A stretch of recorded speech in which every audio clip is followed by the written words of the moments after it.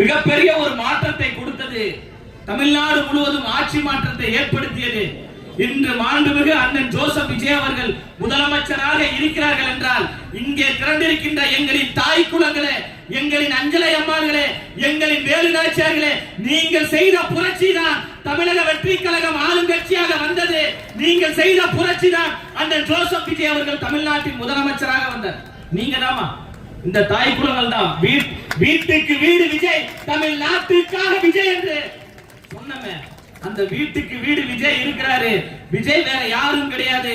எங்க வீட்டு புள்ள விஜய், எங்க வீட்டு புள்ள, எங்க வீட்டின் மூத்த மகன் என்று வீட்டுக்கு வீடு நீங்கள் வாக்குகளை அள்ளி அள்ளி தந்த எங்களின் தாய் குலங்களே, உங்களின் பாதம் தொட்டு எங்களுடைய நன்றியை நாங்கள் காணிக்கையாகும்.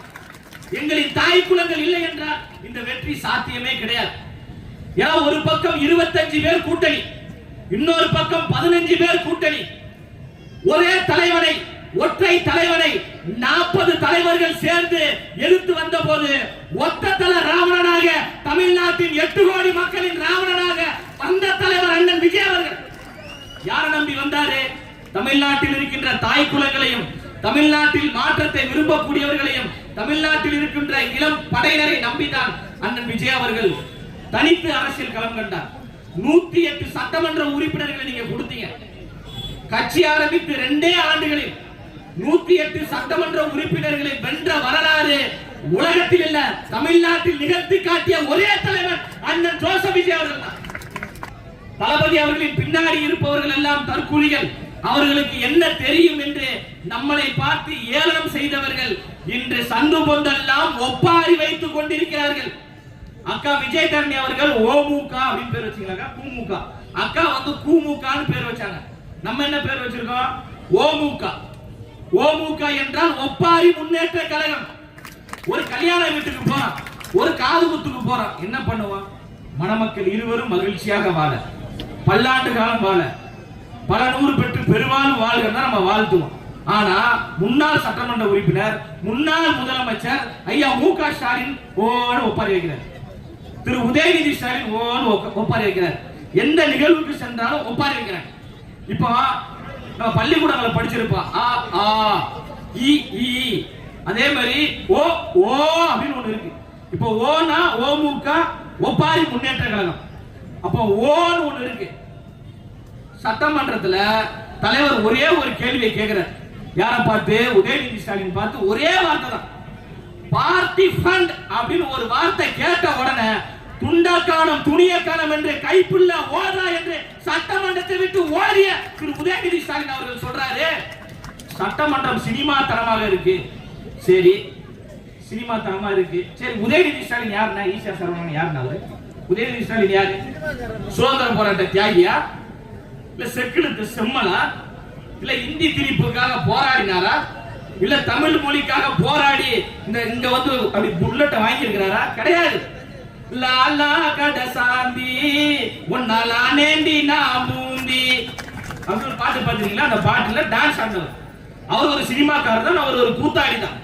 அவர் ஒரு சினிமாக்காரராக இருந்து விட்டு நம்மளை பார்த்து அங்க சினிமா தனமாக இருக்கு என்று நம்மளை விமர்சனம் செய்யறாங்க.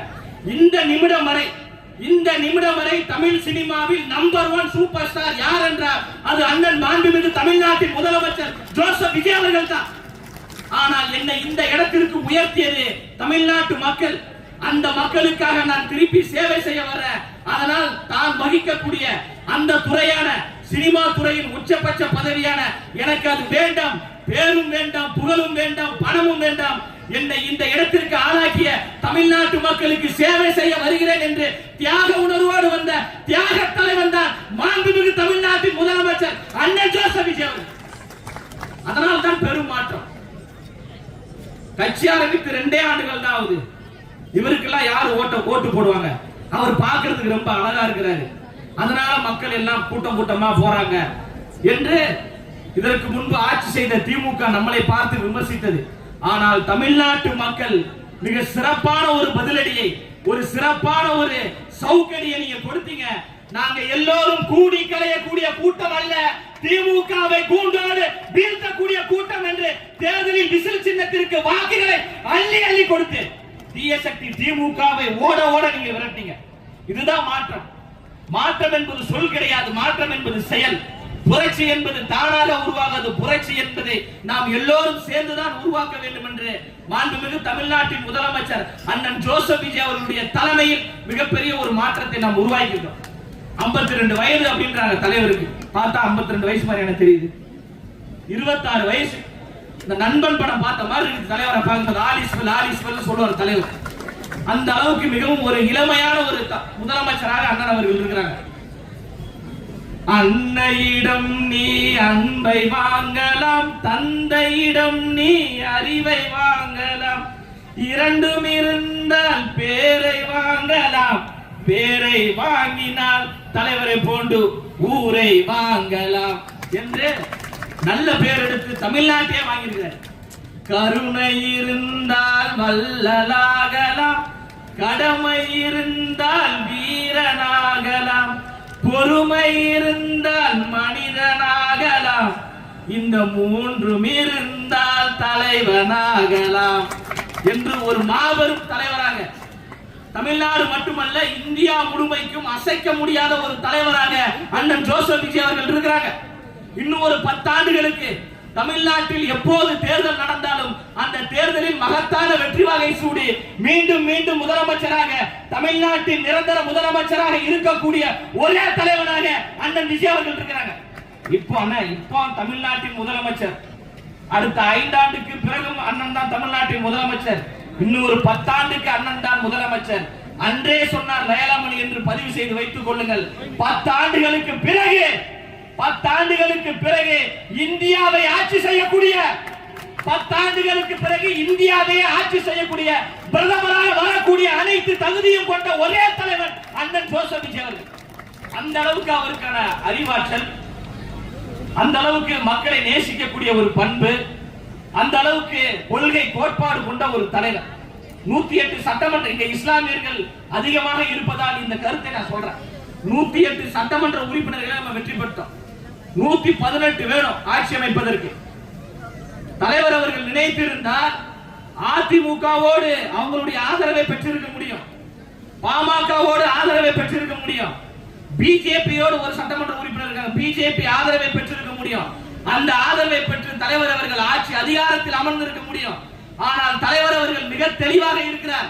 நான் தமிழ்நாட்டு மண்ணை சார்ந்தவன், முற்போக்கு சிந்தனை கொண்டவன், தந்தை பெரியார் வழியில், அண்ணல் அம்பேத்கர் வழியில், கொள்கை கோட்பாடில் பயணிக்கிற, எனவே என்னோடு பயணிக்கக்கூடியவர்கள் இந்த மண்ணையும் மக்களையும் நேசிக்கக்கூடியவர்களாக இருக்க வேண்டும் என்பதற்காக காங்கிரஸையும், விடுதலை சிறுத்தை கட்சியும், இந்திய கம்யூனிஸ்ட் கட்சி, மார்க்சிஸ்ட் கம்யூனிஸ்ட் கட்சி, இஸ்லாமிய அமைப்புகளோடு கரம் கோர்த்து மதசார்பற்ற ஒரு கூட்டணியை உருவாக்கி மதசார்பற்ற ஒரு ஆட்சியை நிறுவினார்.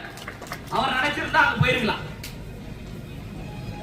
மதவாதம் எந்த வடிவத்தில் வந்தாலும், பாசிசம் எந்த வடிவத்தில் வந்தாலும், ஒற்றுமையாக இருக்கக்கூடிய தமிழ்நாட்டு மக்களை பிரிக்க வேண்டும் என்ற சூழ்ச்சி வழியில் இருக்கக்கூடிய பிஜேபி எந்த வடிவத்தில் வந்தாலும், அதிமுக மீது சவாரி செய்து வந்தாலும், தமிழ்நாட்டில் எதிர்க்கக்கூடிய முதல் முன்கள பணியாளர்கள் யார் என்றால் அது தாவேகாவை சார்ந்தவர்கள் அண்ணன் தளபதி விஜய் அவர்கள் தான் மூர்க்கமாக என்று எதிர்ப்பார்.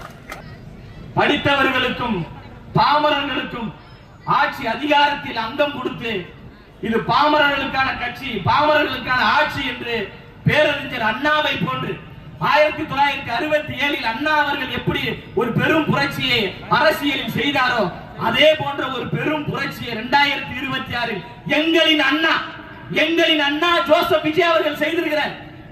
ஆட்சியிலும் அதிகாரத்திலும் தமிழ்நாட்டில் வாய்ப்பே கிடையாது, கூட்டணி ஆட்சிக்கு வாய்ப்பே கிடையாது. அது எப்படி கூட்டணி ஆட்சி கொடுக்க முடியும்? அது சாத்தியம் கிடையாது என்று ஐயா ஸ்டாலின் அவர்கள் சொன்ன போது தலைவர் தளபதி அண்ணன் விஜய் அவர்கள் சொல்றாரு, பெரியாரின் பேரனாக, அம்பேத்கரின் பேரனாக நான் இருக்கிறேன், ஆட்சியிலையும் அதிகாரத்திலும் நான் பங்கு தரேன் என்று காலம் காலமாக ஒடுக்கப்பட்ட மக்களுக்காக உழைத்த விடுதலை சிறுத்தை கட்சிக்கு அதிகாரத்தில் பங்கு கொடுத்து சமூக நீதி தலைவன் என்று நிலைநாட்டிய ஒப்பற்ற தலைவன் அண்ணன் ஜோசப் விஜய் அவர்கள். இஸ்லாமிய அமைப்புக்கு அமைச்சரவையில் இடம் கொடுத்திருக்கிறார், காங்கிரசுக்கு அமைச்சரவையில் இடம் கொடுத்திருக்கிறார். ஒரு சமத்துவத்திற்கான ஒரு ஆட்சியை அவர் உருவாக்கி இருக்கிறார்.